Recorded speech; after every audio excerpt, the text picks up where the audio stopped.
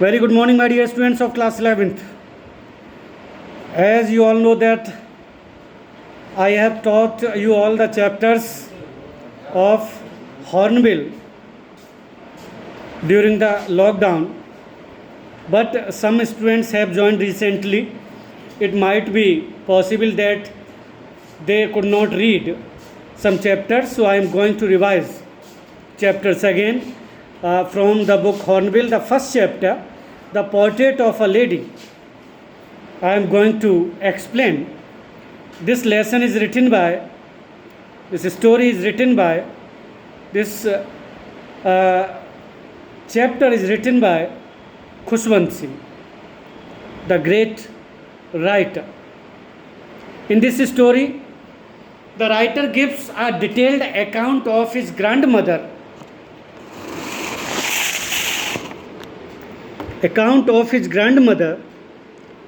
as short, fat and slightly bent.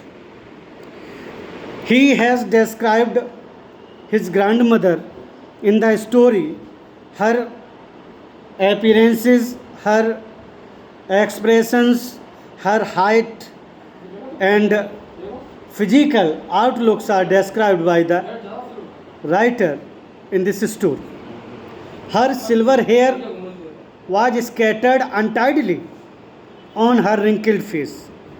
According to the writer, her mother had been old.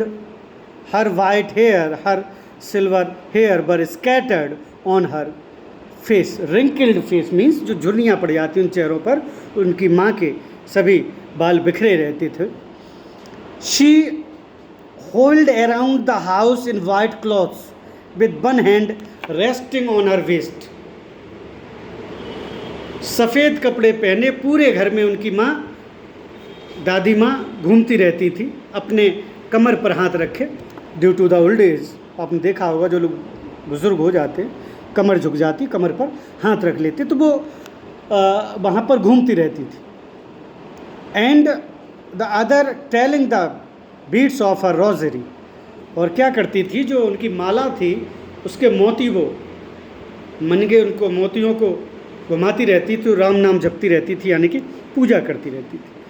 Khushwant Singh remembers her as not very pretty.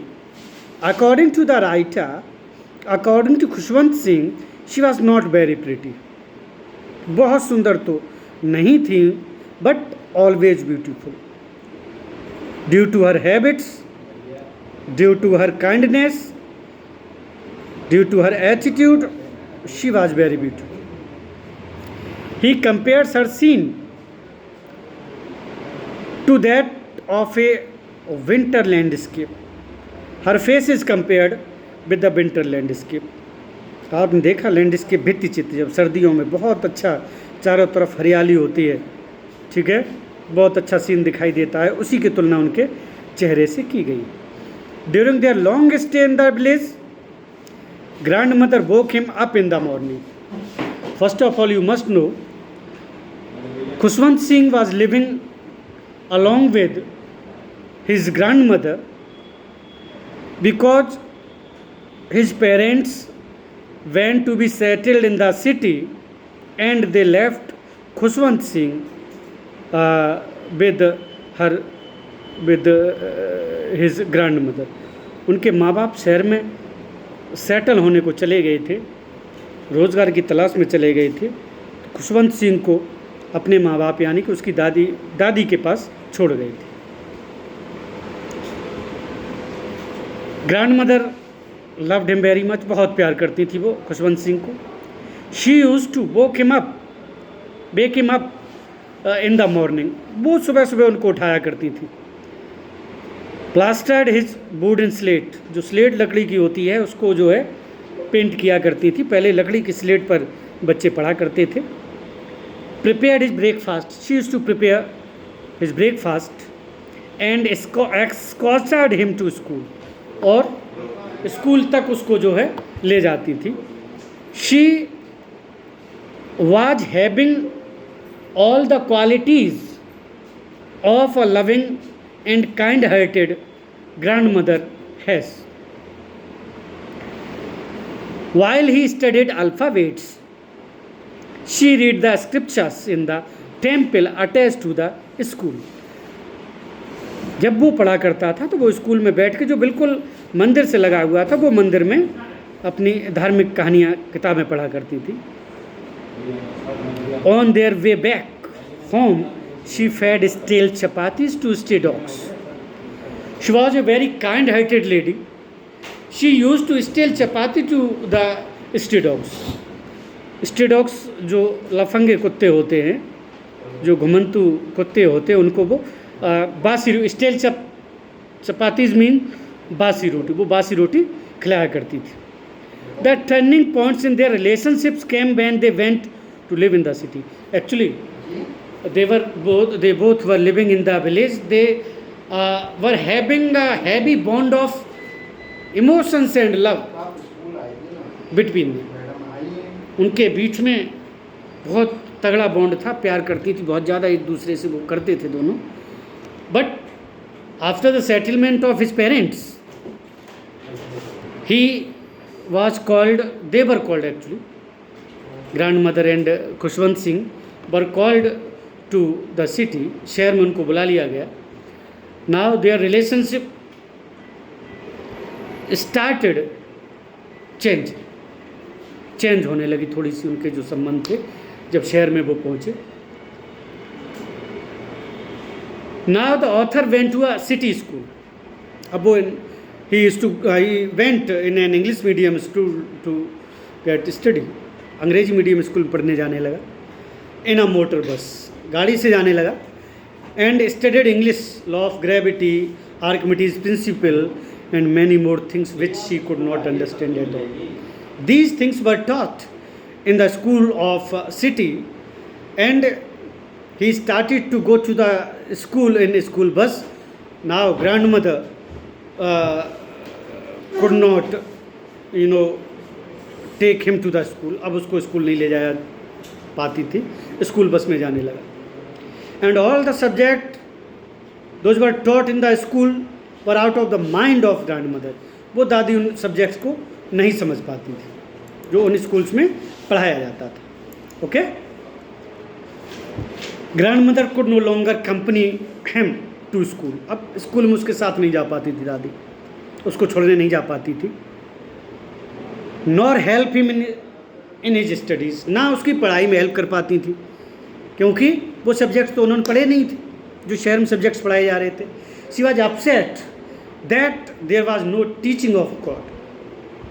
She came to know in the school of in English medium school there was no teaching of God.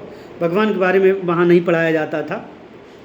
And scriptures at the city school, और धार्मिक किताबों के बारे में. Instead he was given music lesson. उन्हें पता लगा ये चीज़ें तो पढ़ाई नहीं जाती जो पढ़ानी चाहिए, जो आध्यात्मिक शिक्षा देनी चाहिए वो नहीं दी जाती है. इसकी जगह पे म्यूजिक पढ़ाया जाता है. और म्यूजिक क्या था?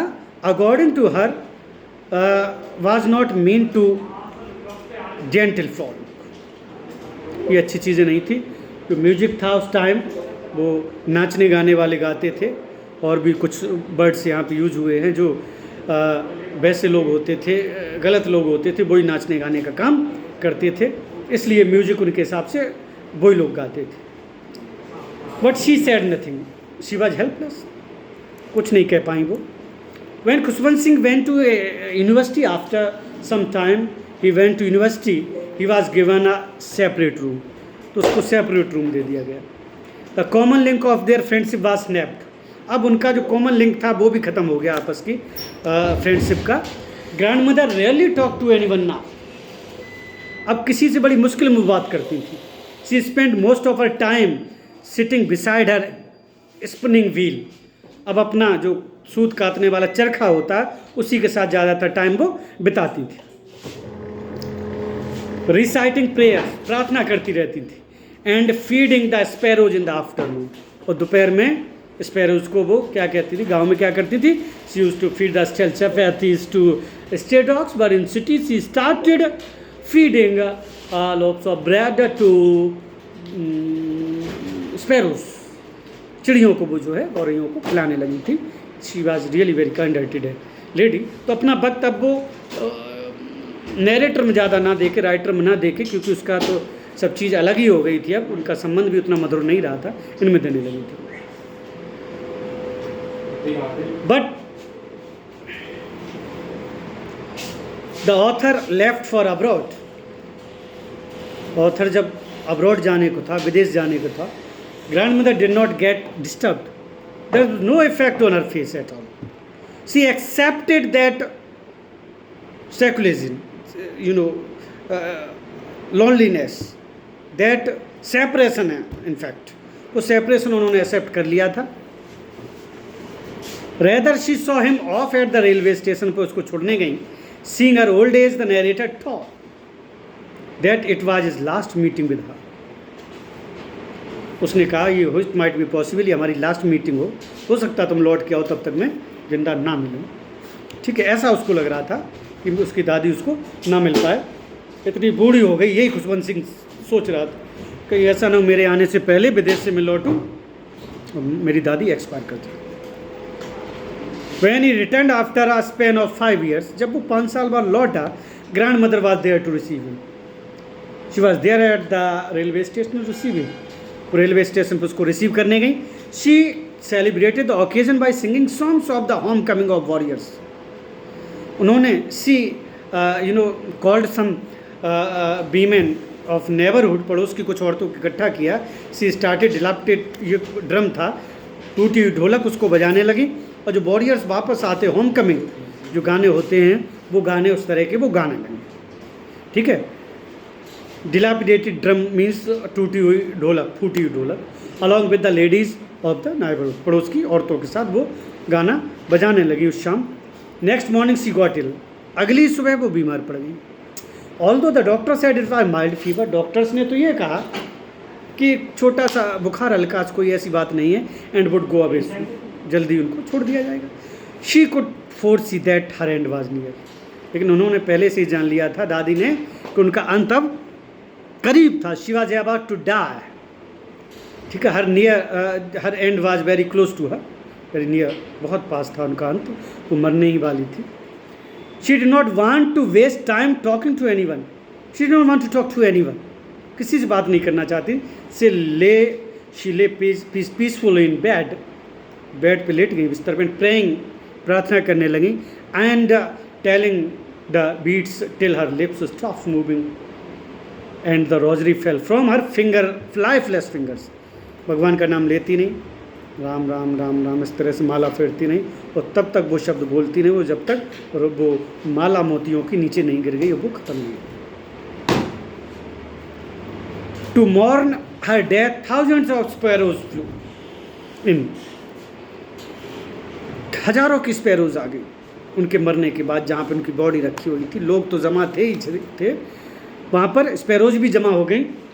And sat scattered around a body, चारों तरफ उनकी बॉडी की बैठ गई. There was no chirping and they were not making sound. कोई आवाज़ नहीं कर रही थी. आज वो चहचाहट नहीं कर रही थी. दे वर इंडीड सैड. वो बहुत दुखी थी, बहुत दुखी थी वो चिड़ियाँ दादी की वजह से. When Khushwant Singh mother threw bread crumbs to the sparrows, जब उसकी माँ ने कुछ उसे टुकड़े डाले भी जैसे दादी डालती थी, तो खुशवंत सिंह की माँ ने भी चिड़ियों को टुकड़े डाले उसके ब्रेड के. But they took no notice of the bread. उन्होंने उन पर कोई ध्यान नहीं दिया. That day they did not eat even single of a bread. कुछ नहीं खाया, एक निवाला भी नहीं खाया. दे वर सैड एक्चुअली, बहुत दुखी थी चिड़ियाँ. दे flu away quietly when the dead body of grand mother was carries away for last rites. अंतिम संस्कार के लिए जब उनकी बॉडी ले जाई गई, वो जगह खाली हो गई. चिड़ियाँ काफ़ी देर बैठ के वहाँ पर शोक मनाती रहीं. एंड दे फ्लू अवे, और फिर उड़ गई. The moral of the story actually is that a kind hearted person is always worshipped, always appreciated. Even the birds came to give her last funeral. अंतिम विदाई देने के लिए चिड़ियाँ तक आई. सब इतना दुखी थे दादी की मौत से, यहाँ तक कि चिड़ियाँ भी बहुत दुखी थी, और नैरेटर तो दुखी था ही. He was cursing himself that he could not give the proper time he was supposed to give his grandmother.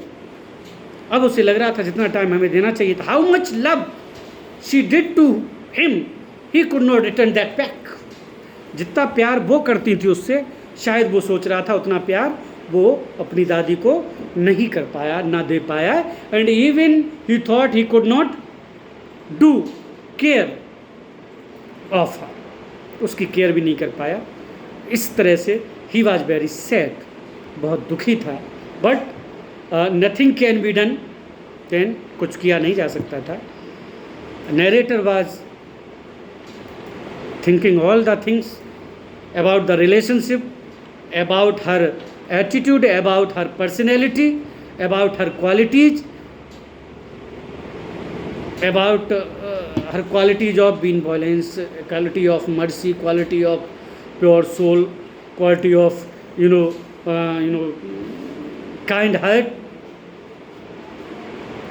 Okay, so quality, spiritual quality of her grandmother. These all the qualities were there in the grandmother of the narrator, and he was remembering them all. Okay, so this was the summary of the story, The Portrait of a Lady, written by Khushwant Singh, great journalist, writer. I would suggest you all to read again this story line by line so that you could understand it well. I had sent this story to you in the form of lecture, in the form of lecture during the lockdown. पहले से ही मैंने पढ़ाया था, आपको भेजा भी था. All the questions and answers were sent to you. Those who have joined recently, they are supposed to complete this chapter. They are supposed to complete the question answers. They are supposed to form the question answers themselves and complete them. And after completing question answers, they are supposed to get a pic of those questions and answers and send it back to me on my personal WhatsApp number, so that I could check it whether you are doing your work or not. All the students of class 11th are instructed to join live classes, online classes that are going on in our school by our learned teachers and scholars, lecturers. We all are thinking forward to make you prepare about your examinations during this these bad conditions of COVID-19. इसके बावजूद हम आपको पूरी पढ़ाई complete कराना चाहते हैं. सभी लोग क्लास ज्वाइन करें, एंड जो ज्वाइन नहीं करेगा, they are going to face many problems. Okay, thank you. Have a nice day. God bless. Thanks a lot.